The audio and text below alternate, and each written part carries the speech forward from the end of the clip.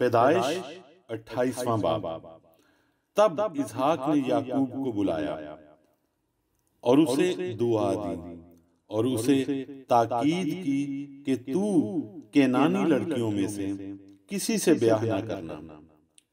तू उठकर फद्दान अराम को अपने नाना बैतुएल के घर जा और वहां से अपने मामू लाबन की बेटियों में से एक को ब्याह ला और कादर मुतलक खुदा तुझे बरकत बख्शे और तुझे बरोमंद करे और बढ़ाए कि तुझसे कौमों के जत्थे पैदा हों और वो इब्राहिम की बरकत तुझे और तेरे साथ तेरी नस्ल को दे कि तेरी मुसाफिरत की ये सरजमीन जो खुदा ने इब्राहिम को दी तेरी मीरास हो जाए। सो इसहाक ने याकूब को रुखसत किया और वो फद्दान आराम में लाबिन के पास जो आरामी बैतुएल का बेटा और याकूब और ईसाऊ की मां रिबका का भाई था गया। बस जब ईसाऊ ने देखा कि इसहाक ने याकूब को दुआ देकर उसे फद्दान अराम को भेजा है ताकि वो वहां से बीवी ब्याह कर लाए और उसे दुआ देते वक्त ये ताकीद भी की है कि तू केनानी लड़कियों में से किसी से ब्याह ना करना। और याकूब अपने माँ बाप की बात मानकर फद्दान अराम को चला गया।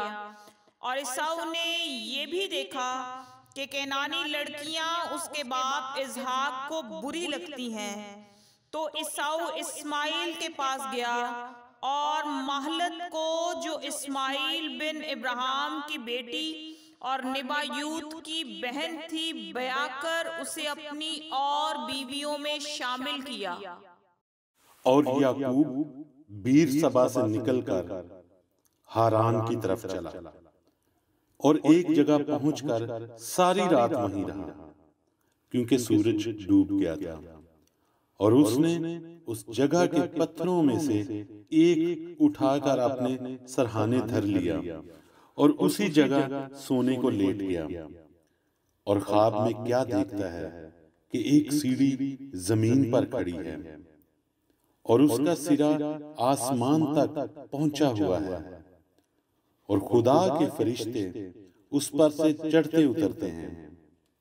और खुदावंद उसके ऊपर खड़ा कह रहा है कि मैं खुदावंद तेरे बाप इब्राहिम का खुदा और इसहाक का खुदा, मैं ये जमीन जिस पर तू लेटा है तुझे और तेरी नस्ल को दूंगा और तेरी नस्ल जमीन की गर्द के जर्रों की मानिंद होगी और तू मशरिक और मगरिब और शमाल और जनूब में फैल जाएगा और जमीन के सब कबीले तेरे और तेरी नस्ल के वसीले से बरकत पाएंगे।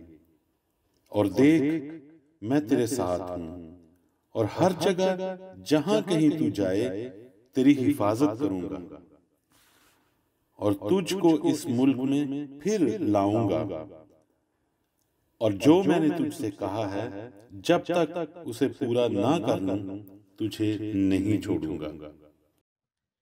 तब याकूब जाग उठा और कहने लगा कि यकीनन खुदावंद इस जगह है और मुझे मालूम न था। और उसने डरकर कहा, ये कैसी भयानक जगह है। सो ये खुदा के घर और आसमान के आस्ताने के सिवा और कुछ ना होगा। और याकूब सुबह सवेरे उठा और उस पत्थर को जिसे उसने अपने सरहाने धरा था लेकर सतून की तरह खड़ा किया और उसके सिरे पर तेल डाला और उस जगह का नाम बैतेल रखा। लेकिन पहले उस बस्ती का नाम लूज था। और याकूब ने मन्नत मानी और कहा कि अगर खुदा मेरे साथ रहे और जो सफर मैं कर रहा हूँ इसमें मेरी हिफाजत करे और मुझे खाने को रोटी और पहनने को कपड़ा देता रहे और मैं अपने बाप के घर सलामत लौट आऊं, तो खुदावन मेरा खुदा होगा, और ये पत्थर जो मैंने सतून सा खड़ा किया है खुदा का घर होगा, और जो कुछ तू मुझे दे उसका 10वां हिस्सा जरूर ही तुझे दिया करूंगा।